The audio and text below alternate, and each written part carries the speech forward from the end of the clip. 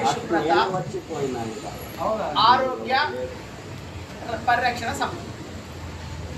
ఈ పర్యావరణ పరిశుభ్రత ఆరోగ్య పరిరక్షణ సమితి గురించి మాట్లాడేటప్పుడు మనం నిర్దిష్టంగా ఒక విషయాన్ని అయితే మనం స్పష్టంగా దాని నిర్వాహకులు అయితే చెప్పాల్సిన అవసరం ఉంటుంది. మరి సింగరాయ గౌడ్ ఇక్కడ ప్రధానంగా ఈ యొక్క అంతర్జాతీయ పర్యావరణ దినోత్సవాన్ని ఎందుకు అవగాహన సదస్సు ఏర్పాటు చేశారో మరి ఇక నిర్వాహకులకు దానికి సంబంధించి సూచించిన వ్యక్తికే తెలియాలి. ఇక్కడ ఏర్పాటు చేయడం అంటే ప్రధానంగా జవహర్ నగర్లోని 2 లక్షల నుంచి 3 లక్షల జనాభా ఉన్నది. ఈ జనాభాను పర్యావరణ పరిరక్షకులుగా చేయాల్సిందంటే ప్రజలకు మంచి ఆరోగ్యము, ఆహారము, మంచినీరు ఇవ్వాల్సిన బాధ్యత అధికారులకు ఉంటుంది, ప్రభుత్వాలకు ఉంటుందని సూచించడం తప్ప మరొకటి కాదు. అలాంటి సూచనల మేరకే మీరు ఇక్కడ పెట్టారనేది నా ఉద్దేశము, నా అభిప్రాయం కూడా. మరి అలా చేయాలి అనుకున్నప్పుడు ఈ అవగాహన సదస్సు అనంతరము ఇక్కడ ఎన్నో పోరాటాలు జరిగాయి, ఆందోళనలు జరిగాయి.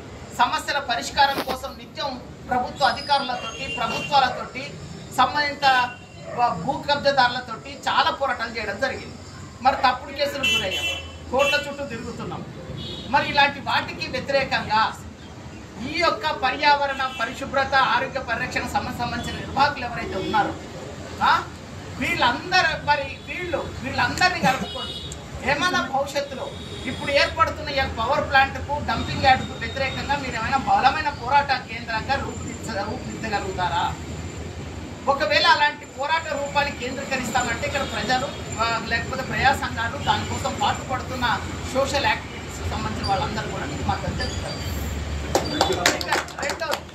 రెండవ విషయం, ప్రధానంగా మన పూర్వీకులు తరతరాల నుండి మనకు అందించిన జ్ఞానమే ఈరోజు నిజమైన జ్ఞానం. ఈ జ్ఞానాన్ని రాబోయే తరాన్ని కూడా అందించాల్సిన బాధ్యత మన తరం మీద ఉన్నది.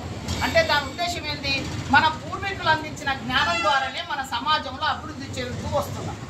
ఈ అభివృద్ధి చెందుతున్న క్రమంలో మనకు ఏది మంచి, ఏది చెడు, ప్రజలకు ఏ అవసరాలు కాదు అని మాత్రమే, అవసరాలు తగ్గని మాత్రమే అభివృద్ధి చేస్తున్నాం. కానీ ఈరోజు అభివృద్ధి పేరు మీద విధ్వంసం జరుగుతున్నది. మన మిత్రుడు చెప్పారు, అడవులు ధ్వంసం అవుతుంది. దానికోసం పాటుపడుతున్న వాళ్ళను సరే తీవ్రవాదులుగాను, నక్సలైట్లుగాను, టెర్రరిస్టులుగాను, లేకపోతే పర్యావరణ వ్యతిరేకులుగాను, అసాంఘిక శక్తులుగాను చిత్రీకరించి ఎవరైతే ఈ పర్యావరణం పరిరక్షించాలో ఆ పరిరక్షించవలసిన బాధ్యత ఎవరైతే రాజ్యాంగబద్ధంగా చట్టబద్ధంగా ఎన్నికైన పాలకులు ఉన్నారో ఆ పాలకులు ఈ భారత పౌరులను దాన్ని ప్రశ్నిస్తున్న మీలాంటి పర్యావరణ పరిరక్షకులను మీరు ఈ యొక్క ప్రభుత్వ అభివృద్ధికి వ్యతిరేకంగా నిలబడ్డారని, మీ ప్రజలను అసాంఘిక శక్తులుగా మారుస్తారని, ఈ చట్టబద్ధంగా ఎన్నికల ప్రభుత్వాన్ని కూర్చేస్తున్నారని చెప్పి మిమ్మల్ని కాల్చిపాడేస్తున్నారు. ఈరోజు వాళ్ళని కాల్చిపాడేయడం, ఆదివాసులు కాల్చిపాడేయడం, దానికోసం పోరాడుతున్న వాళ్ళని కాల్చిపాడేయడం, అంతమందించడం అంటే అందులో మీరు కూడా భాగస్తులే. కాబట్టి వాళ్ళు ప్రత్యక్షంగా చనిపోతున్నారు, మీరు పరోక్షంగా దీనికోసం పాటుపడితేనే చచ్చిపోతున్నారు. వృక్షో రక్షతి రక్షిత డి రామయ్య గారు గురించి గొప్పగా మాట్లాడడం జరుగుతుంది. అంటే అలాంటి వాళ్ళని ఒక్కరిద్దరినో పూచి చూపించి వాళ్ళు ఎంత సంఘ సేవకులో చూడు, మీరు కూడా అలాంటి పర్యావరణం కోసం పాటుపడండి, పరిరక్షించండి అంటున్నారు. మన మౌని సాబ్ అన్నాడు, ఇక్కడ దాదాపు 3 సార్లు ఇక్కడ చెట్లు నాటండి అని చెప్పి చాలా చెట్లను తీసుకొచ్చి రోడ్డు వెంబడి అక్కడ ఇళ్ళ చుట్టూ పెట్టారు. ఈ ప్రాంతంలో ఒక చెట్టు కూడా ఈరోజు కనబడడానికి పోవడం కానంటే ఇప్పుడు రోడ్డు వెడల్పు పేరు మీద ఆనాడు పెంచిన ప్రజాధనాన్ని ఖర్చు చేసిన చెట్లను కూడా, దాన్ని పెంచి పెద్ద చేసిన వాటిని కూడా నేను రోడ్డు వెడల్పు మొత్తం నరికేసుకుంటాం, అంటే మొత్తం తుడిచేశారు. వీటన్నిటిని దృష్టిలో పెట్టుకుంటున్నప్పుడు మనం పర్యావరణవేత్తలుగా, అంటే భూమి, నీరు, గాలి సహజ వాయువులు కాబట్టి ఈ సహజ వాయువులు మానవ మనుగడకు అభివృద్ధికి, భావితరాలకు ఉపయోగపడతాయి. కాబట్టి ఈ సహజ వాయువుల రక్షణ కోసం మనం పోరాటం చేయాలి అనుకుంటే ప్రపంచవ్యాప్తంగా 1976 ఐక్యరాజ్య సమితి ఒక చట్టాన్ని తీసుకొచ్చింది అన్ని దేశాలకు. ఏదైతే ఉందో అంటే ఓజోన్ పొర దెబ్బతింటున్న క్రమంలో, వాతావరణంలో వస్తున్న మార్పుల క్రమంలో వీటన్నిటిని దృష్టిలో పెట్టుకుని ప్రపంచ దేశాలకు ఈ పర్యావరణం ఎంత ముఖ్యమైనదో చెబుతూ దానికి కావలసిన ఆ దేశాల్లో ఎన్జిఓ సంఘాలను ప్రిపేర్ చేస్తూ వాళ్ళకి నిధులు ఏర్పాటు చేస్తూ వాళ్ళని ప్రోత్సహిస్తూ ప్రజల్లో ఒక సంఘ సేవ కార్యక్రమాల స్పృహ కోసము వాళ్ళ ప్రచార కేంద్రాలుగా ఏర్పాటు చేశారు.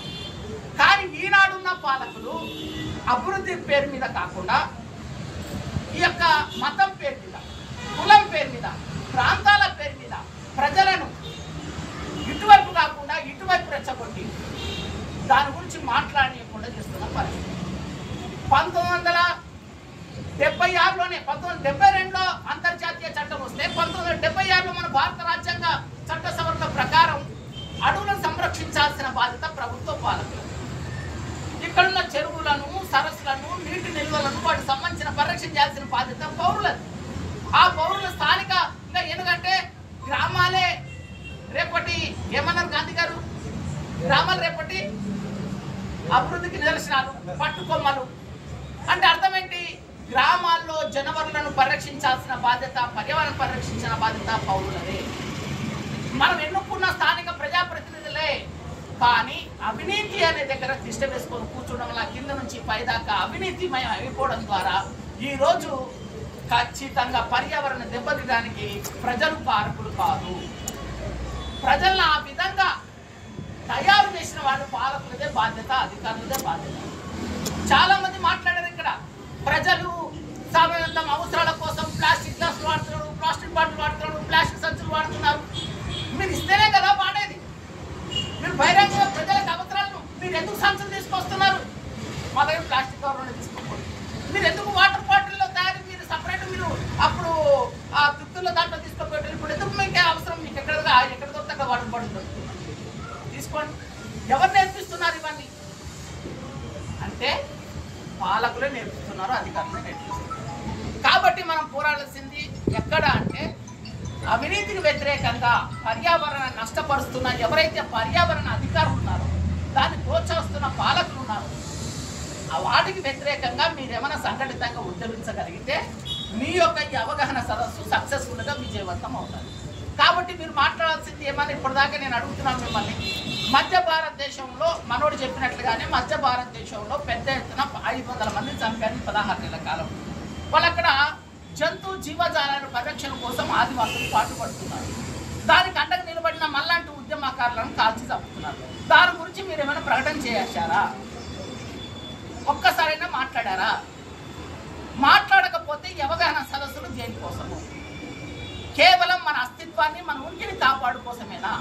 అలా మిమ్మల్ని మీరు మోసపోచుకుంటూనే ఈ జవహర్ నగర్ ప్రాంతంలో మిమ్మల్ని నమ్మి మాలాంటి వాళ్ళు మీ దగ్గరకు వస్తే మేము ఈ పర్యావరణం గురించి మాట్లాడితే ఇక్కడ చైతన్యవంతమైన ప్రజలు మరి మా గురించి మీరేం పట్టించుకుంటున్నారో చెప్పండి.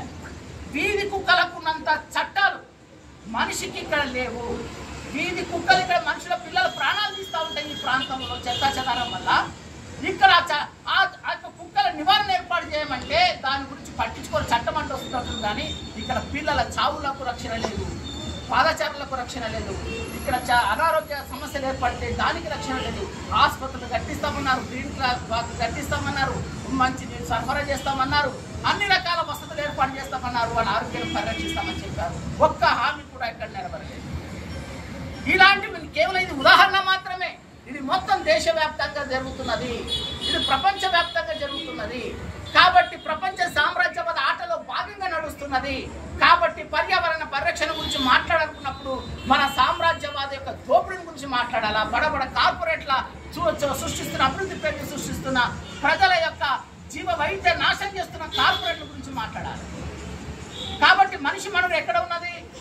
అక్కడ ఉన్నది. ఇక్కడ మనుషులు లేదు. ప్రతి వారం అదే అనుకుంటున్నాం. మిత్రుడు పొడి చెత్త తడి చెత్త గురించి మాట్లాడారు. మిత్రుడు చాలా అంటే సహజంగా ఇక్కడ స్థానికంగా ఆరోగ్యానికి ఎవరు చీమలు, దోమలు, ఈగలు, బొద్దింకలు రావడానికి మన ఇంట్లో ఉన్న అపరిశుభ్రత వల్లనే అనే విషయాన్ని తీసుకొస్తున్నారు. దాన్ని మీరు ప్రభుత్వం, మున్సిపల్ అధికారులు, కార్పొరేషన్ అధికారులు, ప్రభుత్వం ఇన్ని రకాల ప్రజలు సూచించినా పట్టించుకోవటం లేదు అంటున్నారు. నువ్వు ఆల్రెడీ ఇక్కడ అభివృద్ధి పేరు మీద ట్యాక్సులు తీసుకుంటున్నావు, గ్రంథాలయ పేరు మీద ట్యాక్సులు తీసుకుంటున్నావు, వివిధ రకరకాల పేర్ల మీద ట్యాక్సులు తీసుకుంటున్నావు, చెత్త పేరు మీద ట్యాక్సులు తీసుకుంటున్నావు. మళ్ళీ చెత్త ఇంటి నుంచి తప్పించడానికి వాళ్ళ దగ్గర నుంచి 200-300 రూపాయలు నెల చెత్త తీసుకోపోయేవాడికి మంచి చెప్తుంది. ఒక్కసారి ఆలోచించు. ప్రజల అవసరాలు తగ్గట్టుగా ఆదాయాలు, దీన్ని కూడా మీరు పరిగణన తీసుకోవాలి. ప్రజల తగ్గట్టుగా ఆదాయాలు లేనప్పుడు ప్రజలు ఏం చేస్తాడు? తన అవసరాలు తగ్గించుకుంటాడు. ఆనాడు ఎవరైనా వస్తే అంటే భద్రతాపరమైన ఆరోగ్యవంతమైన ఆహారం తీసుకోవడం. ఇప్పుడు ఉన్న దాంట్లో సర్దుకుపోదాం, పిల్లల భవిష్యత్తు మంచి ఖర్చు పెడతామని ఆలోచన వచ్చి అప్పుల పాలవుతుంది. ఉన్న ఆస్తులు అమ్ముకుంటున్నారు. ఇంకా 100-200 ఈ చెత్త వాళ్ళు తరలించడానికి వాళ్ళకి ఎక్కడి నుంచి ఇస్తారు? ఇవ్వలేరు కదా. కాబట్టి ఇది ఒక విధంగా చెప్పాలంటే ప్రజలను దోపిడీ చేయడము, పరిశుభ్రత పేరు మీద, ఆరోగ్య పేరు మీద ప్రజలను దోపిడీ గురి చేసే చర్యలు తీసుకురావడము, ఇదంతా ఇంతకంటే దుర్మార్గం మరొకటి. కాబట్టి దీని విషయంలో కూడా మీరు మాట్లాడాల్సిన అవసరం ఉంది. ప్రభుత్వ పాలకులు ఆరోగ్యం ఇస్తున్నారు, ప్రజలకు భద్రత కల్పిస్తామన్నారు, రక్షణ కల్పిస్తామన్నారు, పర్యావరణం కాపాడుతామన్నారు. కాబట్టి ప్రజల మీద ఒక్క రూపాయి అయ్యకుండా మీ అభివృద్ధి పనుల మీరు తీసుకుని ట్యాక్సీల భాగంగా మనం చూడాలని మీరు ఎందుకు మాట్లాడాలి? అట్లా లేకపోతున్నారు. ఇది మాట్లాడాలి. అట్లా మాట్లాడితే ప్రజలు స్వేచ్ఛగా స్వతంత్రంగా చెత్త రోడ్ల మీదకి ఎందుకేస్తారు? వాళ్ళకు వాళ్ళు ఎందుకు తగలబెట్టుకుంటారు? తగలబెట్టుకోరు కదా. నువ్వు డబ్బులు వసూలు చేస్తున్నావు కాబట్టి వాళ్ళు ఆ పని చేస్తున్నారు. కాబట్టి దీన్ని కూడా పరిగణలు తీసుకొని అలాంటి ఆలోచన కలిగిన మేధావులు, విద్యార్థులు, యువకులు సమిష్టిగా సంఘటితంగా వచ్చి మాట్లాడితే తప్ప మీ యొక్క కృషికి, నిబద్ధతకు సార్థకత ఉంటుంది. లేకపోతే అది కేవలం మొక్కుబడి కార్యక్రమంగానో, ఒక పేపర్ ప్రకటన కోసంగానో, లేదా మన సంఘ ఉనికిలో భాగంగానే తెలియజెప్పడానికి మాత్రం ఇది ఉపయోగపడుతుందనేది మా అభిప్రాయం. కాబట్టి ఈ పర్యావరణ పరిరక్షణ అనేది వివిధ రూపాల్లో జరుగుతూ ఉంటుంది. అది దేనికోసం జరుగుతుందని విశ్లేషించుకొని దానికి మద్దతుగా నిలబడాల్సిన అవసరం అయితే మీకు ఉంటుంది. అలా నిలబడినప్పుడు ప్రజల మద్దతు, సంఘాల మద్దతు, పార్టీల మద్దతు, దాన్ని ప్రేమించే వ్యక్తుల మద్దతు కూడా మీకు ఉంటుందని నేను అభిప్రాయపడుతూ అవకాశం ఇచ్చిన సభా అధ్యక్షులు యాదన్న గారు, మరేదన్న గారు, జాక్సమన్న, జయశంకర్, పాఠ్యమి,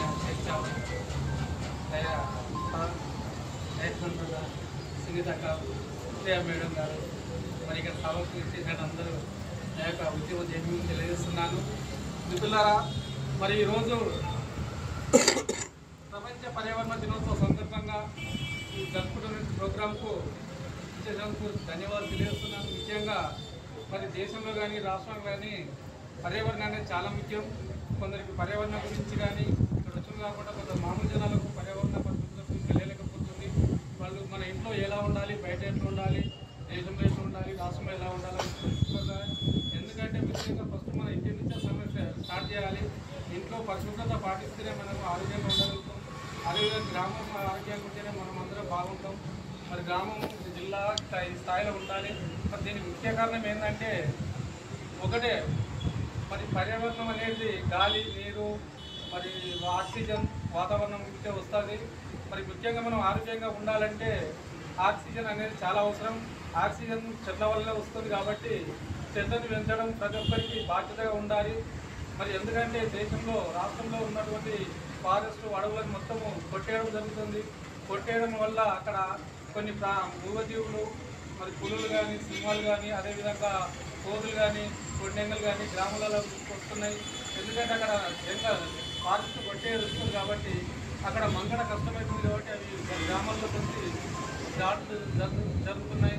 ముఖ్యంగా మరి వాటిని ఆపాలంటే మన బాధ్యత ఏంటంటే రాష్ట్ర ప్రభుత్వం కానీ ఫారెస్ట్ని కాపాడాల్సిన బాధ్యత ఉంటుంది. ఫారెస్ట్ని అంతా కొట్టడం, తెల్లారికి పెద్ద పెద్ద చెట్లని 30 సంవత్సరాల చెట్లని మొత్తం కొట్టేసి స్మగ్లింగ్ చేయడం, అమ్ముకోవడం, ఈ రకంగా వ్యాపారాలు చేసుకుంటూ మరి దానివల్ల సామాన్యకి ఏం లభ్యవంతలేదు. కొంత స్మగ్లర్ల చేతకెళ్ళే ఆ కలప అనేది విదేశాలకు కానీ రాష్ట్రాలు కానీ పంపిస్తుంది. మనం తీసుకురావడంతో ఎర్రచందనం కానీ, కొన్ని టేస్టెట్లు కానీ, కొన్ని ఖనిజ కలపలు, విలువైన కలప చెట్లని కొట్టేసి తన అవసరాలకు నిమిత్తం వాడుకుంటున్నారు. మరి అది కాకుండా ఒక రోజు 100,00,000 చెట్లు కొడతారు కంటే కనీసం 100 చెట్లు కూడా పెడతలేదు. ప్రభుత్వం తీసుకున్నటువంటి కార్యక్రమాల్లో మరి చెట్లు పెట్టాలంటే మరి ఏం చేస్తారు? జాగలు కావాలంటారు. జాగలు కావాలంటే ఫారెస్ట్ కానీ కోర్టులు ఉన్నాయి గిరిజన ప్రాంతాల్లో, అడవులలో పెడుతుంది. మరి అక్కడ వచ్చేసి ఫారెస్ట్లో ఉన్నటువంటి మన మిత్రులే కానీ వాళ్ళు కొట్టేయడం జరుగుతుంది. ప్రతి ఒక్కరు బాధ్యతగా మనకు ఎందుకంటే చెట్లు తెలుసుకోవడం వల్ల మన తరాలు జరిగిపోయినాయి కానీ రాబోయే తరాలు కన్నా మంచిగా ఉండాలంటే చెట్లు చాలా అవసరం. ప్రతి ఒక్కరూ చెట్ల గురించి అవగాహన చెప్పి చెట్లు కొట్టకుండా కాపాడాలని చేస్తూ ఈ అవకాశం పెద్దలకు నేను ధన్యవాదాలు తెలియజేస్తున్నాను. జై భీమ్, జై హింద్.